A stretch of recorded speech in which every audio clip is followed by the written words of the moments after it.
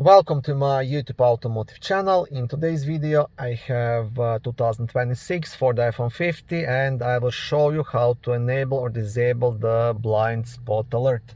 This video will apply to Ford F-150s made from 2021 all the way up to 2026. Also, if this video was helpful, please consider supporting the channel by liking the videos, subscribing to the channel, or becoming a channel member. Now first I will explain what blind spot assist is. So if a vehicle is in your blind spot, there is like a small light on the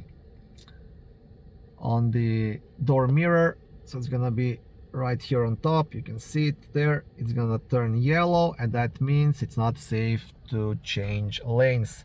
So it kind of helps you to avoid a collision when you're changing lanes, but still always make sure to do shoulder check. This is just another safety feature that can help you drive, especially if you drive in the multi-lane road. To enable or disable this option, you want to tap on the features button on the main screen, then select driver assistance and blind spot information system.